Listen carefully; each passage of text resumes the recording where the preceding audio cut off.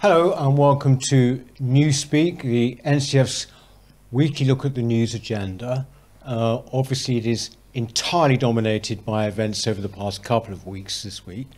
Without further ado, we're joined as usual by Rafe Heydel-Mankoo, Senior Fellow and Royal Historian, Amy Gallagher of Stand Up to Woke, and returning after what I think is about 6 months, Dr. Philip Kiszely from Leeds University. Philip, welcome back. Thank you, Peter. It's absolutely great to be back on this wonderful new set. It's superb. You haven't been on the new set, have you? I've been away for, it's closer to about 8 or 9 months now, actually. Yeah. It's been a long time. It feels like I've just been completely in the wilderness. I've just come back to do a few things, and it just really does feel great to be back into the thick of it. Yeah. And of course, this is now going to be, you're going to be back regularly, aren't you? Yes, I'll be here every week. Yes. I'm really looking forward to it. Welcome back, Phil. I mean, I know you did do a good conference speech with us, didn't you, a while ago? I mean, you know, and so you have been doing a few things, but I mean, generally speaking, yeah, you've been very missed. Well, thank you for that. It's been quite a difficult time, really, over the last 8 or 9 months. As people know, I've been going through this cancellation drama. It feels as though I'm coming to the end of it now. I can't really say much more about it just yet, but I think you and I will be having some kind of conversation about it on the channel in the not too distant future. But it feels just quite odd to be coming back into media and commentary in this absolute rush of mayhem and in this rush of lunacy. It feels as though when we were talking about things in November, December last year, when I was here and I was on the show every week, yes, things were crazy. Yes, it did feel as though things were falling apart, but it was nothing compared to this. It was nothing compared to this. Well, we're going to actually be, you know, looking at most angles of this in this program. Should make the point, because it's very important when events move very fast, that we are recording this. It's on a Thursday, and in fact, last night there were these so-called sort of anti-fascist demonstrations in places like Brighton in London, and there appears to be a little bit of a hiatus at the moment. I'm loath to say that because who knows what's going to happen, but that's the setting in which we're speaking. Well, look, I mean, I want to start sort of pretty basically. Rafe, where are we now? We're in a very dark place, first and foremost, and looking forward a bit, I say we are in the foothills of increasing social unrest. So unfortunately, I fear the scenes that we have seen are just a taste of what we should expect increasingly in the years and decades ahead. Increased social unrest, increased tension between communities, the increased fracturing of this nation, which is fast becoming not a united kingdom, but a United Nations. And it should pain us all to realize that, because of course we've been saying this for years at the New Cultural Forum. You know, we have been warning about all of these signs, and it's all coming to pass, unfortunately. I mean, it's you know, people genuinely feel as if they're losing their country. And of course, we all deplore outright the violence that we've seen and the horrific acts that we've seen on both sides here.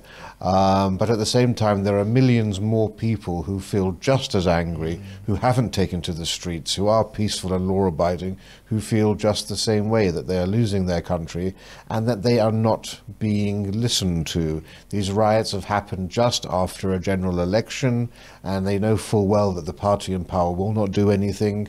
They voted in the Tories to do something, all those Red Wall voters. Nothing was done. In fact, they put the pedal to the metal when it came to increasing immigration to this country. And we are seeing the reaction of that. People who don't think that they have any other outlet other than to take to the streets. This is what happens, unfortunately. I mean, have you noticed any sort of difference from day to day? And that sounds crazy, but you know, we're seeing all these scenes on television and everything. Do you get a sense of people being very aware of this? Or I have to clarify that, because there is this sense that events still happen over here somewhere and that real life kind of goes on. I mean, do you think that we're still in that situation for most people?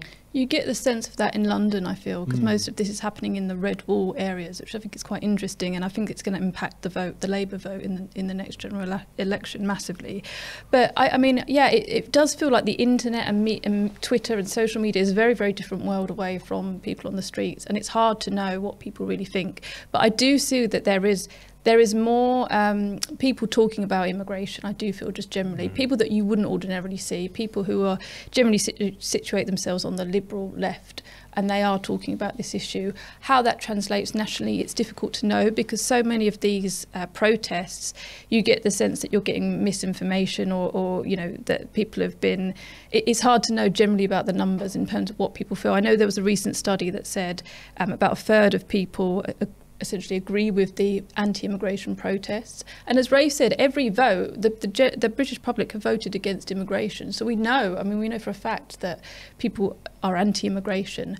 But it's just, it does feel so much like the media narrative is so strong. It feels to me a little bit like what we saw in COVID in the pandemic years, in that there was this push, one side, you know, absolutely, you know, if you challenge the vaccine mandate, or if you challenge the lockdowns, if you said, let's look at the pros and cons of this, let's look at the other side of the argument, you were absolutely shut down.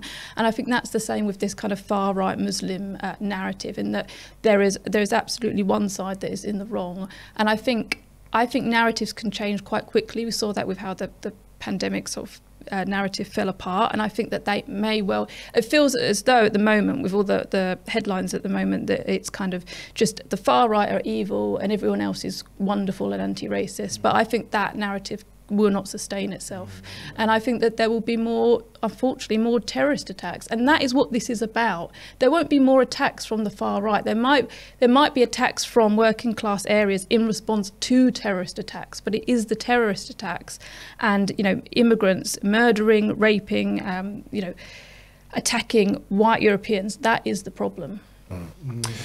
And I think the far right, whatever that means, I'm not quite sure what it means actually, but the far right has no sway, is no political force in this country at all.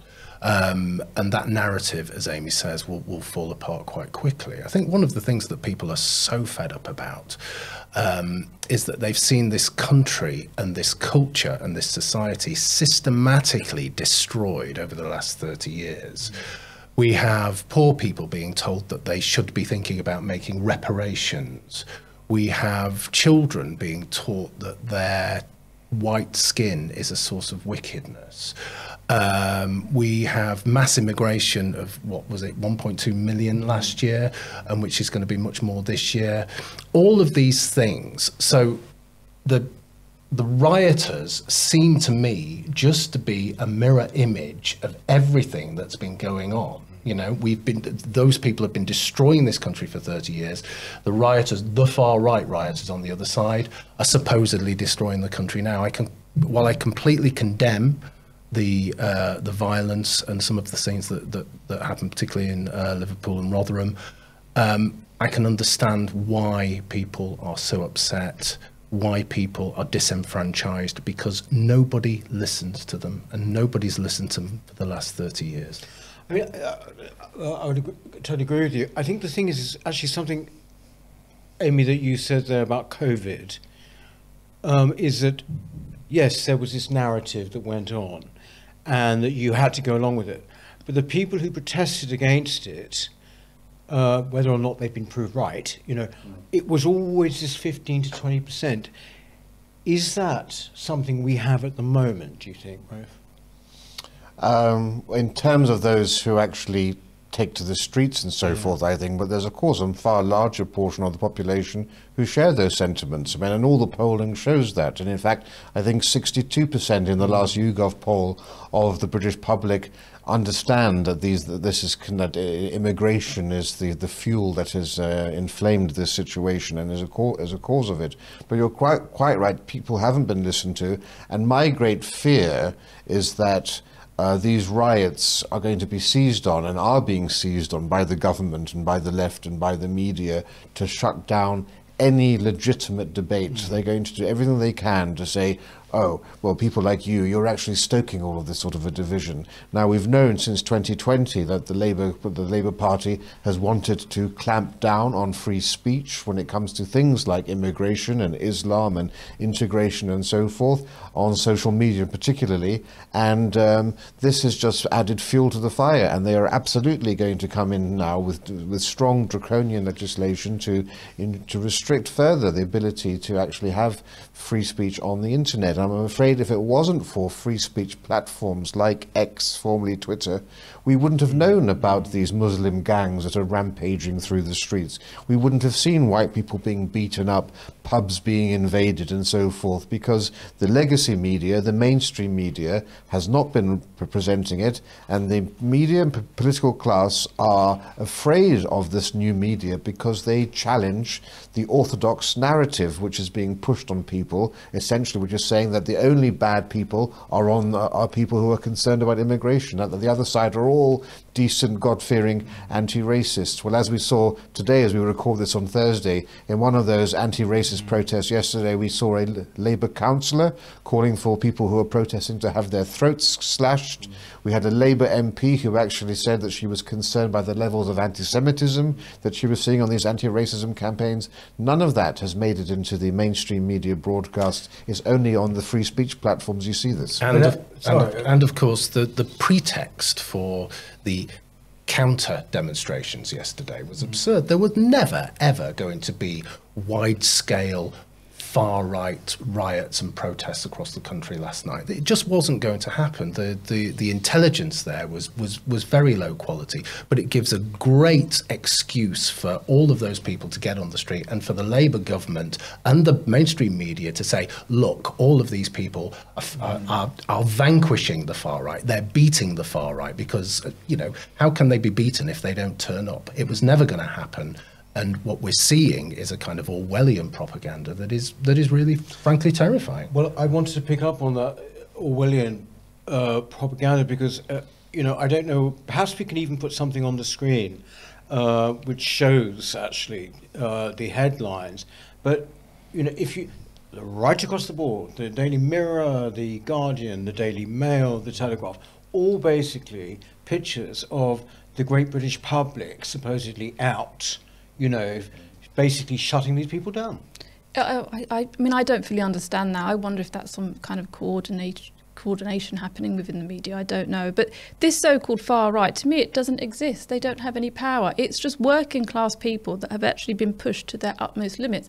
I'm surprised that these riots didn't happen sooner. If you think about what we've gone through in the last decade, we've had the Manchester bombings, 22 people killed. We had 7/7 bombings, over 50 people killed. We had the killing of Lee Rigby. We had the murder of Sir David Amess. We had Mike Freer's arson attack. We've had tens to 20,000s of young girls, white girls, groomed and raped. That's over the last 10 years or so, but all by Islamists, all by Pakistani Muslim men. And then even in the last month, we've had, three girls stabbed by a second-generation immigrant. We saw a Kurdish immigrant push somebody onto the train tracks. We've seen machete fights breaking out. We saw 2 men at Manchester Airport beating up a white female police officer, breaking her nose.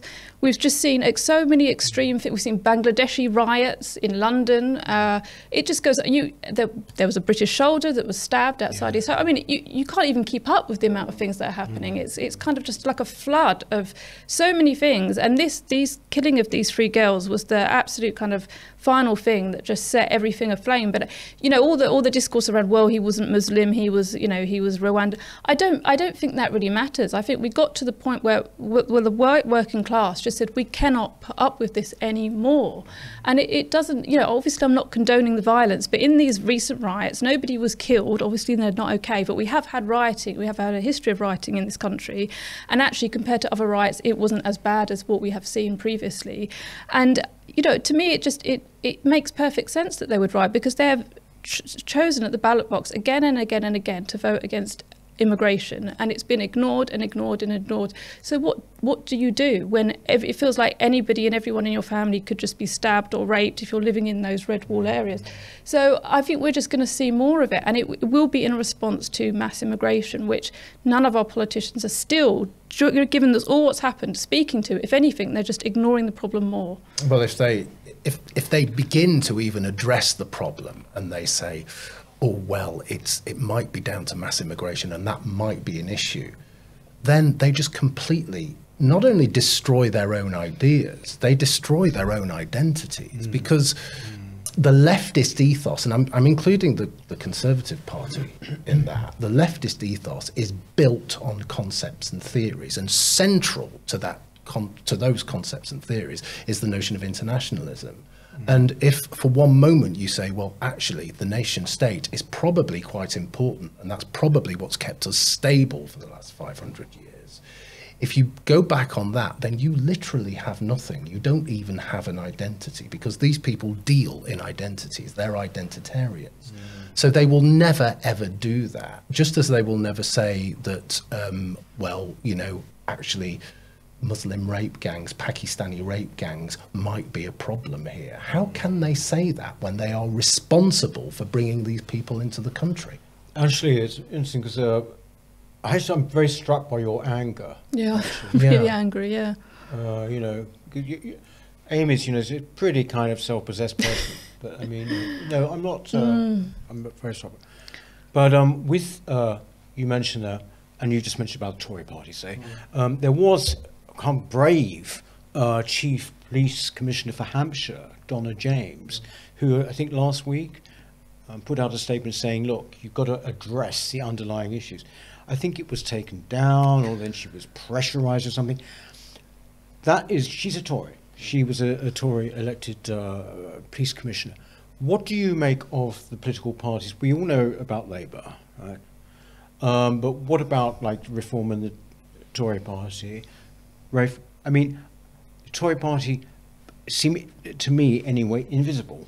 Yeah, well, I mean, Richard Tice has been good on this stuff, I think, I would say, for the Reform Party.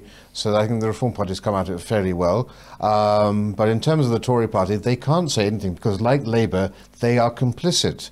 They have created the tinderbox which is now igniting. It is because of their policies of mass immigration, it's because of the two-tier policing, for which the Tories are as much to blame as Labour is to blame. It's because of all of these things that we're seeing these scenes of carnage on the streets, because both parties have betrayed the British people time and again. They have been voted in to stop immigration and they've increased it. They have failed to hear the British people, so they can't actually admit or even question the motives behind the rioters. And that's the great contrast here. Think back to the last major riots we had in 2011 in Toxteth and Tottenham. Everyone then was speaking about, oh, we must deal with the causes of this. Why are they rioting? The injustice, the poverty, all of this. Yeah. Then we had the Black Lives Matter protests, and it was the same thing. You had Keir Starmer and Angela Rayner saying, well, we sympathise with you because, of course, the horrific death of George Floyd, we understand your pain, and we'll take the knee and everything else.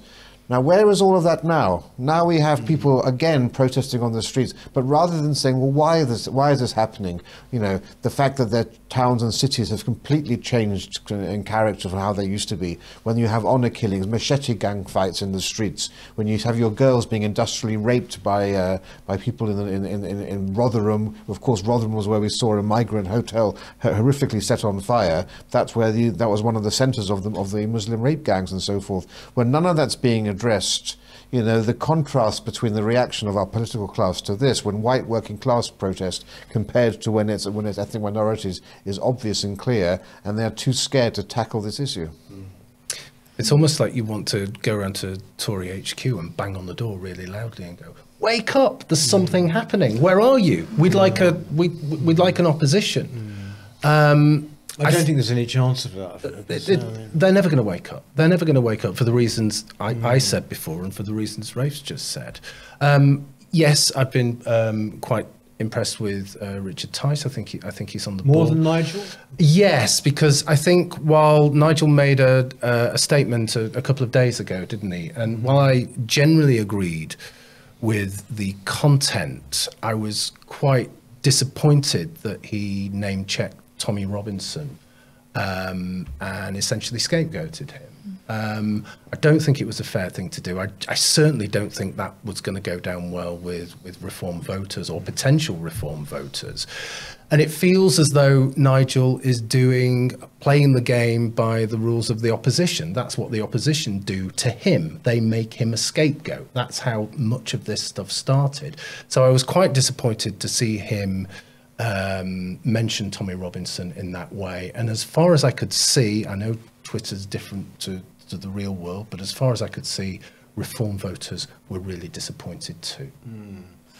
Did you look at that YouGov poll? I mean, we've sort of mentioned it, just obliquely, but it seemed to show, again, 86% of people think social media is one of the main drivers of this. I didn't see that. Yeah, 86. And then the other kind of findings were what you would call quite conventional. They don't think the Starmer's handling it very well. They don't think any of them are handling it that well. And that's sort of what you expect. But you mentioned, we've just talked about it, 66% of people felt that immigration was obviously one of the factors involved in it. That gave one sort of a bit of hope, in the sense it's obviously that has sort of sunk in with people. Well, with the social media side of things, I mean, in a way, it's right to say that social media is kind of the cause, but that's only because it's disrupting the mainstream media narrative. So there is this divide. So people are seeing things online. They're seeing gangs of Asian men beating up white boys, and they're thinking, well, that's not being in the media at all. So of course that's going to anger them. So they're right to say it's dividing people, but that's only because they're seeing things that otherwise wouldn't be represented in the media, and that's why they're being angry. If it wasn't for people like Tommy Robinson and people like Andy Ngo and other quite high-profile journalists who are showing this, and Elon Musk, who are showing this other side of what's happening, we would all just be, most people would all just be in lockstep. And it's very, I think for a lot of people, it's really concerning to see that there's such a divide in terms of the mainstream and what's online. And you have to, of course, realise also that most people don't go onto Twitter, right? Only, I think, fewer than 20 million people in this country have a Twitter or X account, and how many of those 20 million are actually engaging with this? So the majority of people in this country believe what the legacy media tell them about what's happening online. So they believe that the online field is actually putting out everything as misinformation, when on the contrary, we're getting the fuller picture online. We're getting both sides of the story, as opposed to the orthodox narrative that's being carefully curated by the legacy media.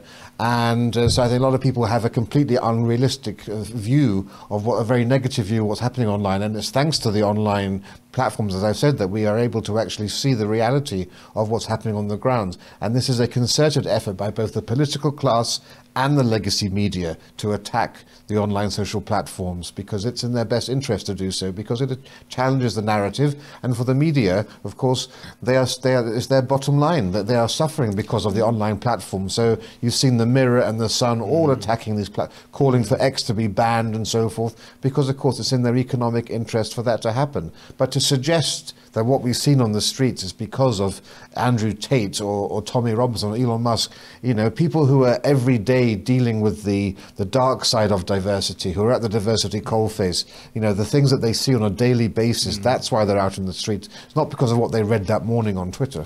What about we're talking about the mainstream media.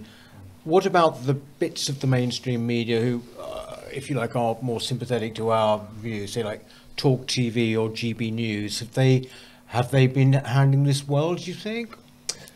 I think some of those platforms have, but it's not a homogeneous whole, is it? I mean, there are some shows and some conversations that are really good, and some others that aren't. I think one of the things that is really hopeful, I think, as far as I can tell, is that the lie is beginning to be seen to be a lie. And I think you're right that most people live in this bubble where they watch the mainstream media and they work in organizations that are in lockstep with the narrative. But it's almost like the Truman Show, the film, the Truman Show, where you're living in this bubble of fantasy, and somehow you can tear some of it away and see reality.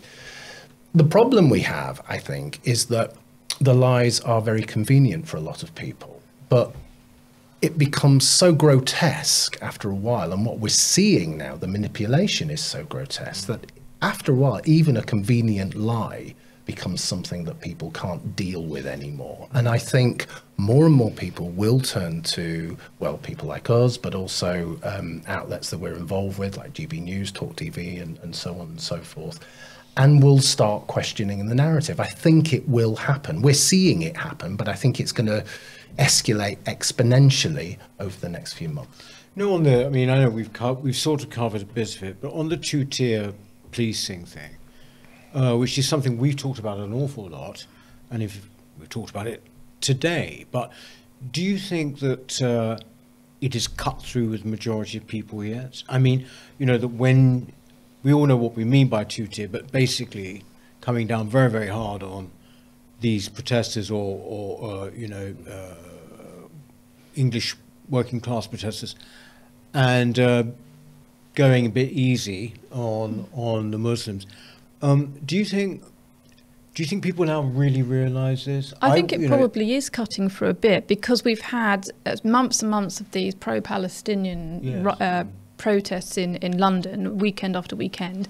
And I think so many people, even people in the liberal media who are maybe Jewish, were really unhappy with the way Jews were being treated in relation to the pro-Hamas, pro-Palestinian marches. So I think, and a lot of people on the trans side of the debate see how people that, you know, the transgender activists get treated differently from women that just want to be sort of, you know, say what a woman is.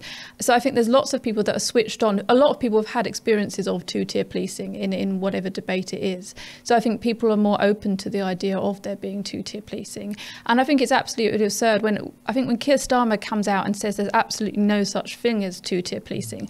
I mean, that actually undermines the left's message, because for years they've been going on about how black people are treated differently from white people, or you know, minorities are being treated differently from white people. So to come out as for a Labour Prime Minister to come out and say nobody is being treated unfairly, it totally undermines the left. So that's... And I suppose if you accept that you've got two-tier policing, which I think probably most people do, including, as you've just said, on the left, then that means you've got two-tier everything else. Okay, so you've got two-tier education, you've got two-tier social services.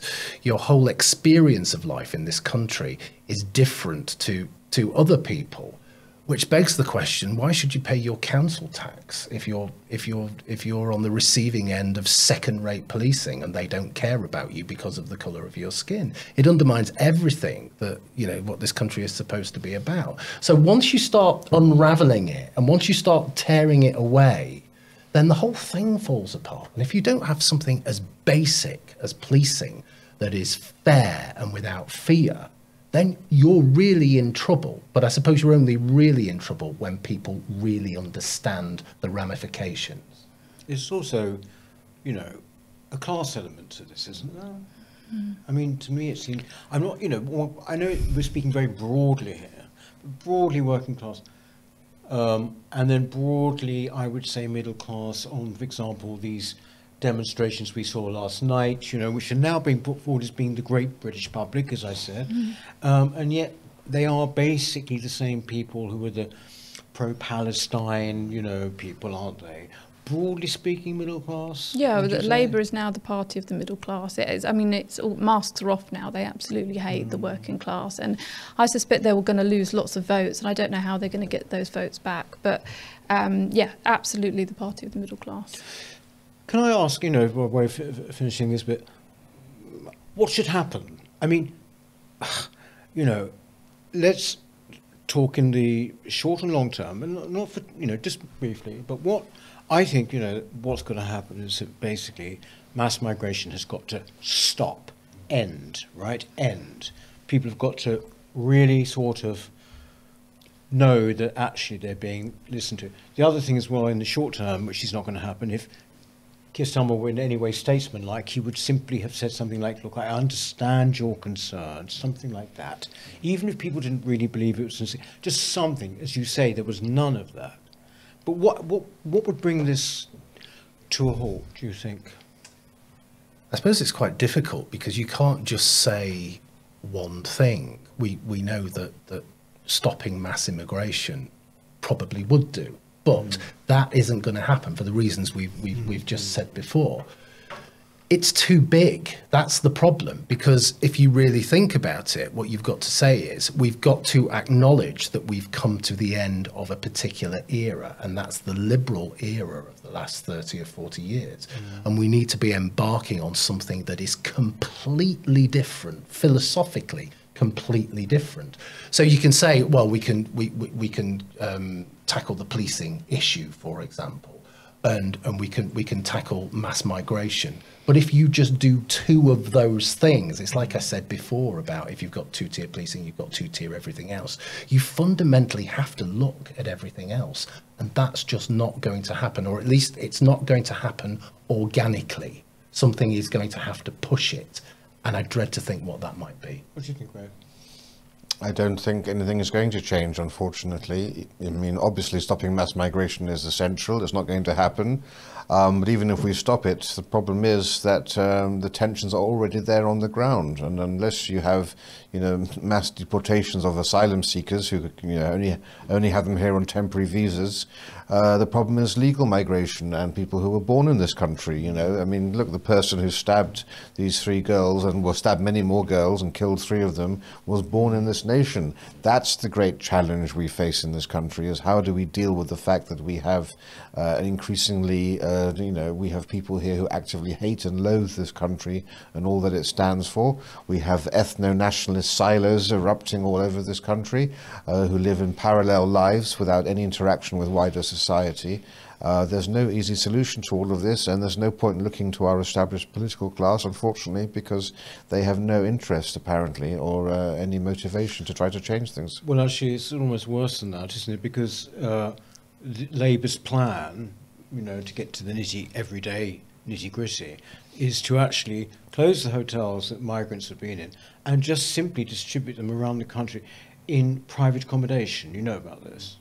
I mean, could there be a stupider thing as a response to do? This was something that was already there, wasn't it? Yeah, I mean, we now have around 50,000 illegal migrants coming into the country every year, which is what we used to have in terms of legal migration. So the numbers are so extreme.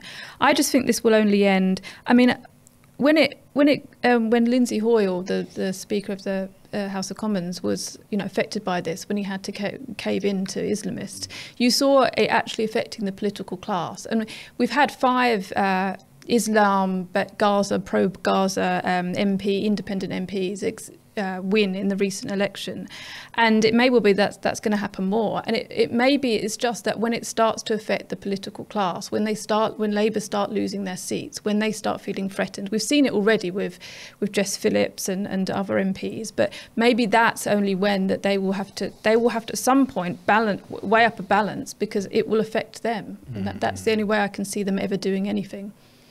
And I think that the important point to note here is that the people who are on these alleged anti-racism counter-protests, the people who are most forthright in condemning people who are opposed to immigration are those that don't encounter it in their daily lives. It's Scotland, it's southwest England. These are the most homogenous places, are the most positive towards having increased immigration and so forth. And so it may actually be the fact that if you do have a dispersal of migrants across the country and they begin to experience in their daily lives 1/10 or 1% of what the people who are protesting experience daily, that might begin to change the dial. I think, and I think as well, when we're talking about those people on those counter marches and the extreme anti-racist, yes, they're middle class, but they're also something else as well. They're public sector employees primarily, with nice salaries and big pensions, living in nice places. So it's when they are impacted. I think you're right about the political class, but it's also that public sector Labour voting, but also Lib Dem voting. If viewers do want to have a look at the YouGov poll that we've looked at, it's not just the Labour Party. The real extreme is the Lib Dems. I mean, there's only a few of them, but by God, they're extreme. So I think it's those people, when they're impacted, then something might happen. Just one last point. Actually, I'm not asking. I noticed in the Times there was a report today saying that there's growing pressure, and I don't quite know from where, but growing pressure on the King to say something. Now, you know, we got used, did we not, to a Queen who basically stayed out of everything apart from COVID, I have to say. What do you make of that? I'll ask you, Rafe, as your royal historian. To me, frankly, there's only one thing he can say, and I think whatever happens, it will be disastrous. Yeah, I don't think that it's the appropriate moment or the appropriate occasion for the King to get involved, because once you say anything on this, you become immediately polarising and divisive, and the whole purpose of the monarchy is to rise above such things. I mean, yeah, in times of great national crisis, so obviously the monarch has a role to play, but I don't recall the King saying anything about black, or the Queen at the time saying anything about Black Lives Matter or so forth, or in 2011. You can issue statements, you know, against people dying and so forth when there are great tragedies or great natural disasters, but this is something very different. Yeah, I think the nature of the question gives you the answer, doesn't it? Because the question is a yes or no. Should he be involved? Yes or no? And that is stark. So if he's involved, it's going to have a huge amount of implications. If he's not involved, then it's going to be better for everybody, I think. Yes. I just can't help thinking, I remember discussing this everything at the time, the monarch is the head of the armed forces. I would quite like if the Queen or somebody at the time had made some comment about Lee Rigby, for example. You know, I mean, I think... On that, I agree with you. Yeah, on that I agree. I can't remember whether anything was said, no, but nothing a statement was of said. condolence. Or not even a statement, just simply a visit, maybe by a minor. Or, I mean, there might be a lot of people watching at the moment who think, you know, no one gives a damn whether. Actually, they kind of do give a damn. It's symbolically, it's very important. You know, armed forces. We've just had a soldier, have we not, slaughtered in Gillingham. It's interesting because I did think of the King in the last week. I've sort of been thinking of the monarchy because I felt so let down by Keir Starmer and Labour, and the country's in crisis. And I did think that maybe in response to what Keir Starmer, if the King gave some kind of neutral message, just condoning violence on all sides, as opposed to Keir Starmer just blaming it on the far right, or even labelling it as far right, but just being against all forms of violence from whatever community, that could provide a nice balance to what Keir Starmer said. But again, I also understand that it's maybe not right for the King to wade in on these issues. But I did think of I think we need a King at this point. Well, you do. I mean, the one time that the Queen did actually say something as well that was actually, or did something that was meaningful, was at the 7/7 attacks, I believe it was, or it might have been the London Bridge one. She arrived by helicopter onto top of a hospital, and then she went and gave a little speech to the nurse, and she said something which was basically, I guess it was 7/7, I think, and she said, they must know that it will not change our way of life. Now, isn't it amazing how things have changed, that even that now would be considered to be too political? They were saying, whose way of life? Your way of life? You know. But I mean, it's a good monitor, isn't it? I think it comes back to what Rafe said and what we've all said, actually, that words are incredibly difficult in this scenario. But you might be right in the sense that a gesture might well work. Yeah. Well, look, we will be back here next week. 4 of us, as you can see. Obviously, what we're going to do now, actually, is we're going to do a few little comments for our exclusive members, one of which you must be, if you're not already. But we'll do that in a short time. But in the meantime, Amy, thank you very, very much. Philip, welcome back, and thank you. Wonderful. And again, of course, Rafe, thank you. We shall see you next weekend, and stay safe and well, okay, this week. Thank you. Hello. If you're enjoying the New Culture Forum channel and you believe in our mission, may I invite you to join our membership scheme at the link below or on our website, newcultureforum.org.uk. Our work is more important now than ever, and we have great plans ahead for the future, but we can't do it without your support. From as little as £3 per month, you can help ensure that we continue on our mission. As a member, you'll receive a range of benefits, including access to exclusive content, invitations to our private events, including here at our studios, free copies of our books, and much, much more, including, of course, our famous NCF mug. If you aren't able to become a member, then please help us by clicking this button and subscribing to our channel. It's completely free. Just remember to also click the bell icon so that you can get notifications when we post new videos. Thank you.